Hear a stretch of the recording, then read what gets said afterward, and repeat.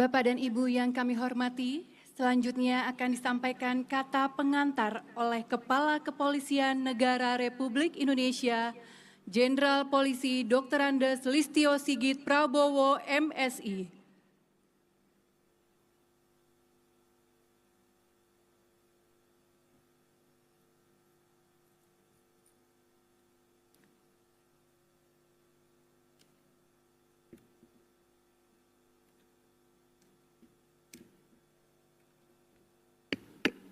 Assalamualaikum warahmatullahi wabarakatuh. Salam sejahtera bagi kita sekalian. Shalom, Om Swastiastu, Namo Buddhaya, salam kebajikan, salam presisi. Yang kami muliakan dan kami banggakan Bapak Presiden Republik Indonesia, Bapak Prabowo Subianto. Yang kami muliakan Wakil Presiden Republik Indonesia, Bapak Gibran Rakabuming. Yang kami muliakan Bapak Presiden Republik Indonesia ke-7, Insinyur Haji Joko Widodo, Ibu Negara RI dan Wakil Ibu Negara pada masanya, Ibu Negara ke-4, Dr. Honoris Causa Haji Sinta Nuria Wahid, Wakil Ibu Negara ke-6, Ibu Tuti Sutiati Trisno, Wakil Ibu Negara ke-9, Ibu Soraya Hamsahas, yang kami hormati Wakil Presiden Republik Indonesia dan Ibu Wakil Presiden pada masanya, Wakil Presiden RI ke-10 dan ke-12, Dr. Haji Muhammad Yusuf Kalla beserta Ibu, yang kami muliakan pimpinan Lembaga Tinggi Negara, Ketua DPR RI, Ketua DPD RI, Ketua BPK RI, Ketua MA RI, yang kami hormati para Duta Besar Negara Sahabat, para Menteri Kabinet Merah Putih, Panglima TNI dan para Kepala Staf serta Ibu atau yang mewakili, serta jajaran TNI Angkatan Darat, Angkatan Laut, dan Angkatan Udara, para Kepala Badan dan Lembaga Negara, para Ketua Partai Politik atau yang mewakili para anggota DPR RI, Ketua Harian Kompolnas beserta Komisioner Kompolnas, para Kapolri pada masanya dan seluruh senior pendahulu, Ibu Ketua Umum Bayangkari beserta pengurus Pusat Bayangkari dan Yayasan Kemala Bayangkari, Wakapolri dan para pejabat utama Mabes Polri, para komisaris dan dirut pada BUMN, tokoh agama, ulama, cendekiawan, dan tokoh masyarakat, Atase Kepolisian Negara Sahabat dan Parnetsi Polri, para pimpinan organisasi kemasyarakatan, para pimpinan organisasi kepemudaan dan kemahasiswaan, para pimpinan Konfederasi Buruh, para anggota TNI Polri dan aparatur sipil negara, serta hadirin dan tamu undangan yang kami hormati. Puji syukur kehadirat Tuhan Yang Maha Esa, kita dapat berkumpul dalam suasana khidmat untuk memperingati syukuran Hari Bayangkara ke-80 tahun 2026. Suatu kehormatan dan kebanggaan bagi kami, Bapak Presiden Republik Indonesia, berkenan hadir di tengah padatnya agenda kenegaraan untuk memberikan semangat dan motivasi bagi kita semua. Pada kesempatan ini, atas nama keluarga besar Polri, kami mengucapkan terima kasih dan apresiasi setinggi-tingginya atas dukungan Bapak Presiden dan Wakil Presiden Republik Indonesia, anggota DPR RI dan DPD RI, pimpinan Kementerian Lembaga, TNI, Mitra Kerja, para tokoh, OKP dan seluruh masyarakat sehingga Polri dapat terus bertransformasi dan menjadi institusi yang semakin presisi. Kami juga menyampaikan terima kasih dan penghargaan yang tulus kepada seluruh personil dan keluarga besar Polri atas kerja keras, dedikasi, serta pengorbanan tanpa pamrih dalam memberikan pengabdian terbaik kepada masyarakat, bangsa, dan negara. 8 Warsa bukanlah perjalanan singkat. Tepat pada 1 Juli 1946, jabatan kepolisian menjadi kesatuan mandiri yang berada di bawah pemerintah Republik Indonesia. Sejak itu, Polri harus terus berperan dalam mempertahankan kemerdekaan dan tumbuh seirama dengan perjuangan bangsa, hingga kini dapat berdiri tegak di usia ke-80 dengan semangat pengabdian yang tidak pernah padam. Untuk itu, peringatan Hari Bayangkara tahun ini kembali mengusung tema Polri untuk Masyarakat, sebagai penegasan komitmen institusi untuk terus hadir dan memberikan manfaat nyata bagi masyarakat. Yang kami muliakan Bapak Presiden serta para hadirin yang saya hormati, Perkembangan lingkungan global saat ini semakin tidak menentu. Perubahan iklim, disrupsi teknologi, perang dagang, hingga meningkatnya eskalasi konflik geopolitik di berbagai kawasan memberikan pengaruh besar bagi tatanan perekonomian global termasuk Indonesia. Menghadapi tantangan tersebut, Bapak Presiden telah memberikan instruksi guna mengakselerasi terwujudnya swasembada pangan dan energi. Polri berkomitmen untuk mendukung seluruh program dan kebijakan pemerintah demi terjaganya stabilitas nasional dan keberlanjutan pembangunan bangsa.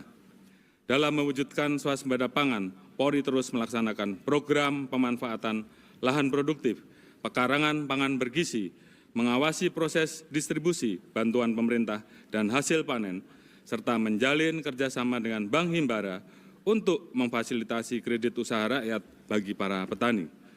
Bersama dengan Kementan RI, stakeholder terkait, dan 30.548 poktan, kami terus mendorong penanaman komoditas jagung secara berkelanjutan pada potensi lahan seluas 1,37 juta hektar. Puji syukur sejak tahun 2025 hingga kuartal 2 2026 telah dilaksanakan panen raya dengan total produksi mencapai 5,7 juta ton.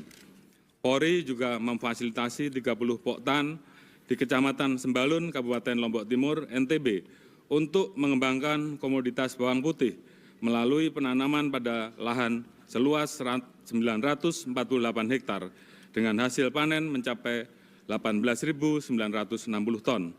Kami juga memperluas wilayah tanam di Kabupaten Karanganyar, Temanggung, Lampung Barat, dan Temanggus dengan luas lahan mencapai 127,5 hektar. Kami juga menghadirkan sejumlah inovasi seperti penerapan metode pertanian modern, penggunaan bibit unggul, pemanfaatan pupuk organik, presisi berbahan enceng gondok, pengembangan mobile rotary dryer, pengolahan limbah tongkol jagung menjadi briket arang, serta pengembangan pupuk presisi berbasis batu bara yang dapat menaikkan pH tanah sekaligus merestorasi unsur hara hingga pembangunan 29 gudang ketahanan pangan Polri. Kami percaya dengan semangat kolaborasi dari seluruh lapisan masyarakat, Indonesia dapat mempertahankan kemandirian dan menjaga ketersediaan pangan nasional yang berkelanjutan. Guna mewujudkan swasembada energi, Polri berkontribusi melalui penghematan penggunaan energi di lingkungan kantor, pemanfaatan CNG pada 50 SPBG Polri, serta penegakan hukum terhadap tindak pidana migas secara profesional dan berkeadilan. Sepanjang tahun 2006, kami telah mengungkap 464 tindak pidana bidang energi, menetapkan 594 tersangka, serta menyita berbagai barang bukti seperti 669.000 liter solar, 80.000 liter pertalite, hingga 30.000 unit LPG berbagai ukuran, dengan estimasi penyelamatan kerugian keuangan negara lebih dari 756 miliar rupiah. Salah satu kasus menonjol yang berhasil kami ungkap, yaitu penyalahgunaan pengangkutan 120.000 liter biosolar bersubsidi dengan barang bukti berupa 1 kapal tanker, 2 unit kapal SPOB, dan 7 truk transporter. Melalui Satgas Pangan, Polri berperan menjaga ketersediaan dan stabilitas harga bahan pokok penting, memutus rantai distribusi yang merugikan petani seperti tengkulak, sehingga dapat menjaga harga jual di tingkat petani, serta mengungkap berbagai tindak pidana terkait komoditas strategis seperti beras, minyak goreng, LPG, dan BBM bersubsidi. Salah satu upaya yang dilakukan yaitu klarifikasi terhadap 173 perusahaan kelapa sawit yang terindikasi membeli tandan buah segar dengan harga tidak wajar. Kami meyakini berbagai langkah strategis di kedua sektor tersebut dapat mendukung terwujudnya stabilitas fundamental perekonomian bangsa di tengah dinamika global yang kian kompleks. Yang kami muliakan Bapak Presiden serta para hadirin yang saya banggakan, Polri terus berperan aktif dalam mengamankan berbagai program pemerintah lainnya agar bisa benar-benar hadir menyentuh masyarakat seperti pemenuhan gizi, konektivitas antar wilayah, peningkatan kualitas kesehatan dan pendidikan, hingga perlindungan hak-hak pekerja. Pada program Makan Bergizi, Polri menargetkan 1.500 SPBG Polri di tahun 2026. Adapun hingga bulan Juni ini telah terdapat 1.415 SPBG dengan rincian 828 SPBG telah operasi, 227 SPBG dalam tahap operasional dan 360 SPBG dalam tahap pembangunan, termasuk 33 diantaranya dibangun pada daerah 3T. Seluruh SPBG tersebut diperkirakan dapat melayani 3,5 juta penerima manfaat serta menyerap 70,7 ribu pekerja. SPBG Polri telah memiliki 348 sertifikat layak higien sanitasi, 146 sertifikat jaminan produk halal, 285 sertifikat uji lab air, 305 chef terlatih, serta telah menyusun buku Rasa Bayangkara Nusantara yang berisi 80 menu beragam, sehingga dapat menambah variasi makanan serta memastikan terpenuhnya standar nutrisi, termasuk penggunaan sarana pendukung lainnya, seperti tandon air stainless, filter air dan filter reverse osmosis, water heater, biotank IPAL, steamer food tray, rak food tray, UV, dan test kit guna menerapkan prinsip food safety secara konsisten dalam pengolahan sehingga sampai dengan saat ini, alhamdulillah, SPBG Polri berhasil mempertahankan zero accident. Polri juga terus mengembangkan sumber pangan atau rantai pasok pangan mandiri, seperti greenhouse, kolam ikan, bioflok, budidaya sapi, kambing, dan ayam, serta gudang sentral bahan pasok. Melalui langkah tersebut, Polri membangun ekosistem supply chain yang melibatkan 12.420 UMKM, termasuk kelompok petani, peternak, nelayan, dan koperasi, sehingga dapat mendorong kesejahteraan pelaku usaha lokal. Pada sisi lainnya, dalam memperlancar mobilitas dan meningkatkan pergerakan roda perekonomian daerah, Polri membangun 775 unit jembatan merah putih presisi di seluruh Indonesia, di mana 711 diantaranya telah selesai dibangun dan 64 lainnya dalam proses pembangunan yang akan tuntas bulan ini. Masifnya pembangunan SPBG dan jembatan telah mendatangkan banyak manfaat bagi masyarakat. Program MBG telah mendukung perbaikan kualitas kesehatan melalui peningkatan akses terhadap makanan bergizi, sedangkan pembangunan jembatan telah membangun dalam mendekatkan masyarakat pada berbagai fasilitas publik seperti sekolah, rumah sakit, dan berbagai layanan prioritas lainnya. Untuk meningkatkan kualitas SDM Indonesia, Polri bersama Yayasan YKB, Yayasan Kader Bangsa Indonesia, dan para pemerhati pendidikan membangun SMA Kepala Taruna Bayangkara yang alhamdulillah pada 11 Juni 2026 telah meraih sertifikat internasional bakalaureat diploma program, sehingga setara dengan lembaga pendidikan kelas dunia, serta alumnus dapat memiliki kesempatan besar untuk meneruskan pendidikan di 20 universitas terbaik di dunia. Saat ini SMA KTB akan memulai pendidikan untuk angkatan kedua sebanyak 180 siswa dengan rata-rata IQ di atas 120 yang diseleksi dari 14.582 pendaftar. Untuk memajukan industri nasional dan menunjang ekosistem kemandirian teknologi keamanan, kami meningkatkan penggunaan barang produksi dalam negeri sebagai pendukung peralatan dan perlengkapan kepolisian seperti kaos anti sayat, baju anti panah, baju anti radiasi, hingga berbagai kendaraan khusus yang digunakan dalam memelihara Kamtibmas. Salah satunya mobil dan sepeda motor listrik hasil konversi dari kendaraan berbahan bakar fosil yang sudah tidak berfungsi menjadi sepeda motor dan mobil listrik. Berkenan kiranya apabila Bapak Presiden ada waktu meluangkan untuk menengok di pameran Expo Bayangkara, barangkali 5 menit, Pak. Polri juga berperan dalam upaya meningkatkan kesejahteraan buruh melalui pembentukan Des Ketenagakerjaan Polri hingga tingkat wilayah sebagai wadah penguatan dialog dan kolaborasi dalam penyelesaian berbagai permasalahan ketenagakerjaan serta hubungan industrial.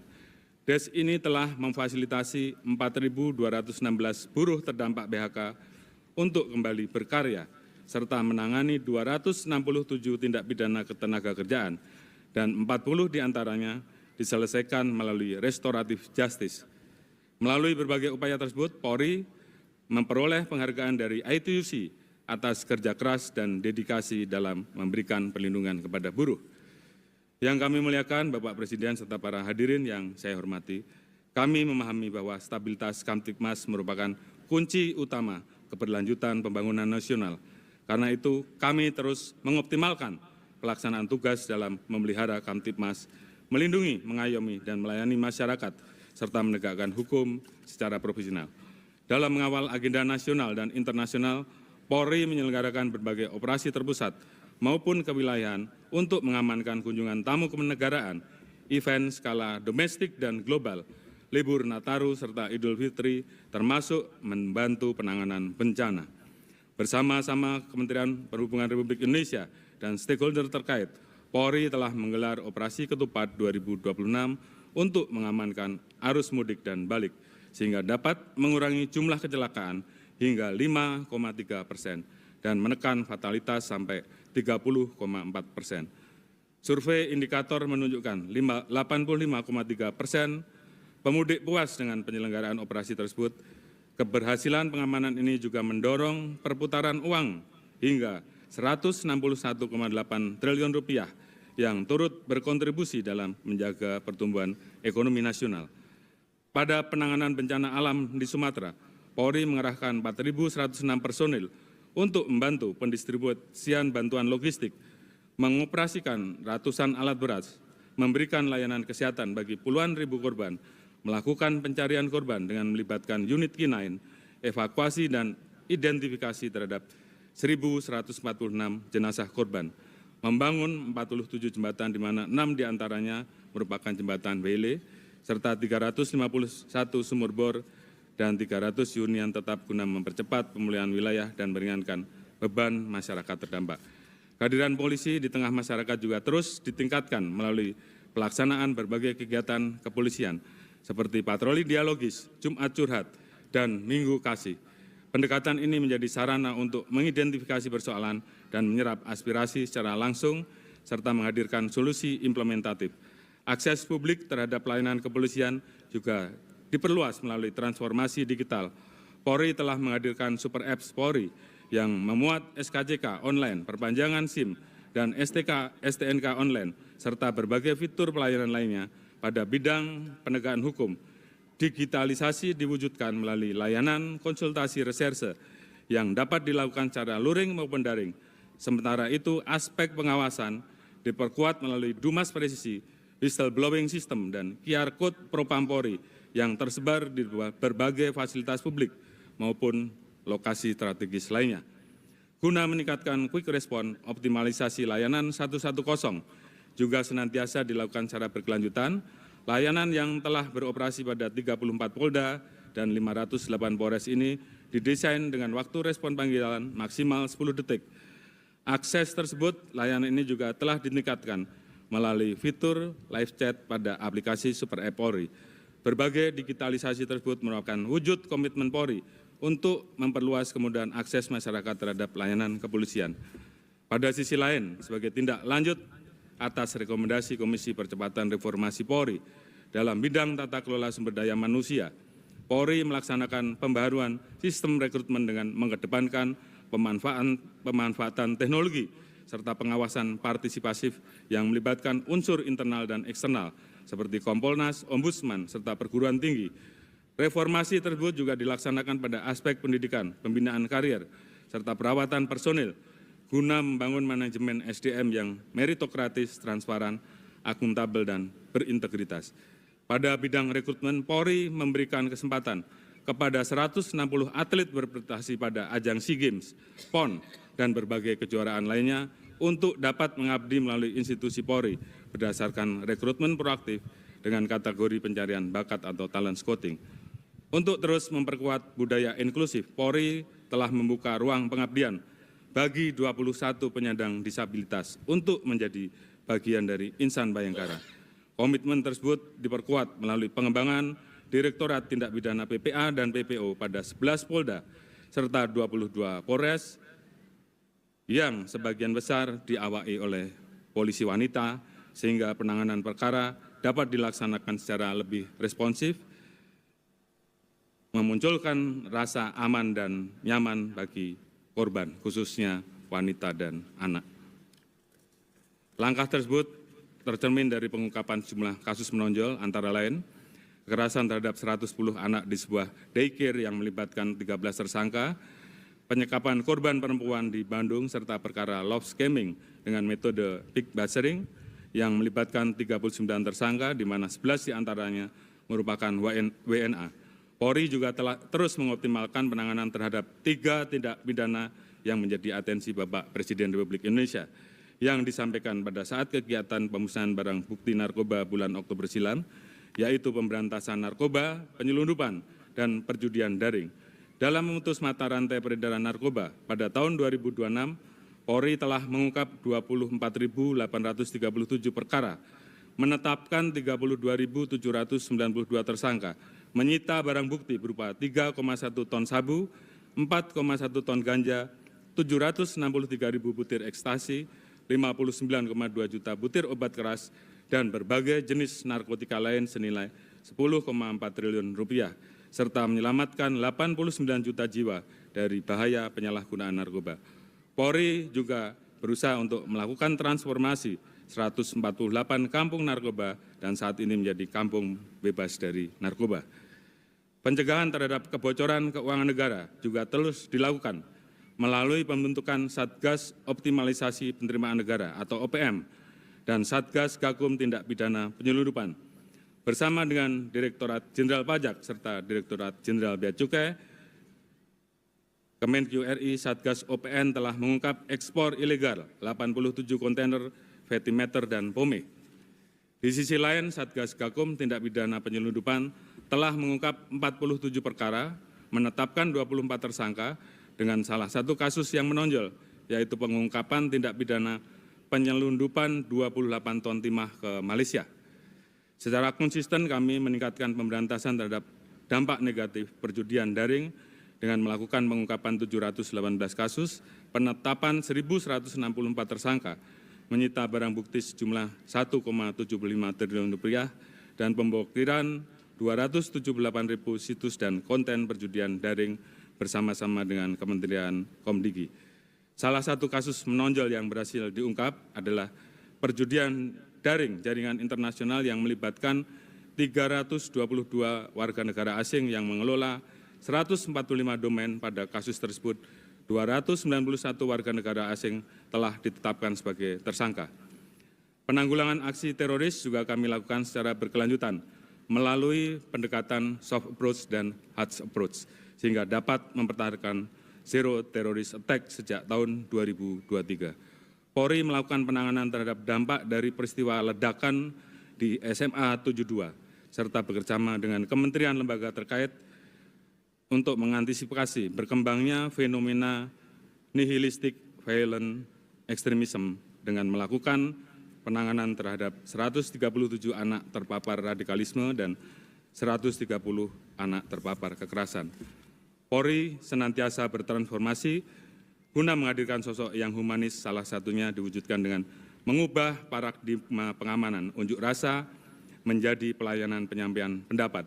Namun demikian, jika terdapat pelaku aksi anarkis, Polri akan melakukan tindakan tegas terukur agar Kamtibmas tetap terjaga.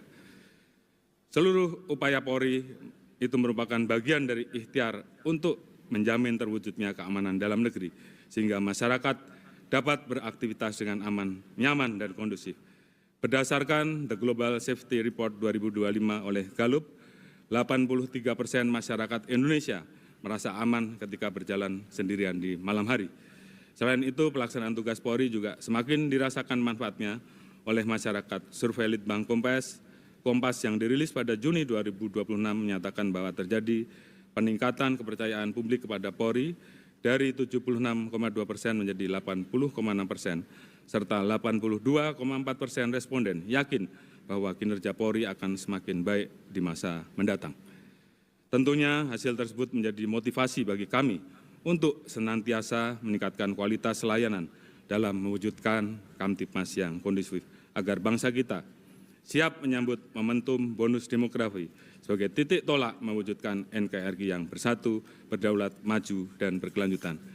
Yang kami muliakan Bapak Presiden serta para hadirin yang berbahagia, pada momentum yang teristimewa ini, perkenankan kami menyampaikan terima kasih yang tulus atas kepercayaan Bapak Presiden Republik Indonesia dan Wakil Presiden Republik Indonesia, seluruh mitra DPR RI, pemerintah, dan stakeholder terkait, serta seluruh elemen masyarakat yang telah mendukung proses penyempurnaan regulasi Undang-Undang Polri yang selama ini telah berlaku lebih dari 24 tahun.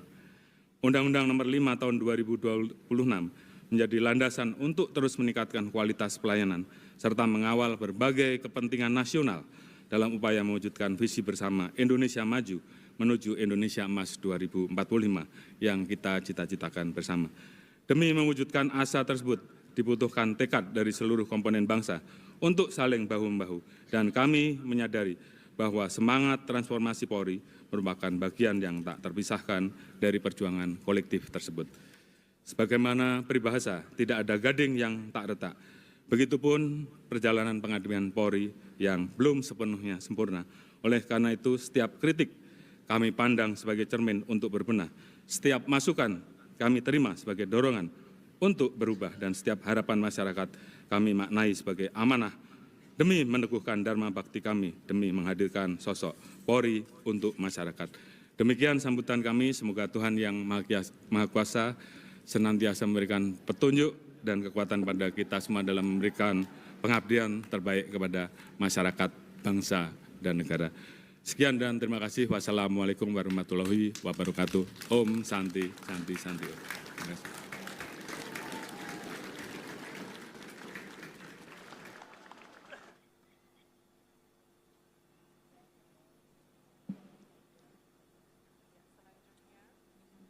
Selanjutnya,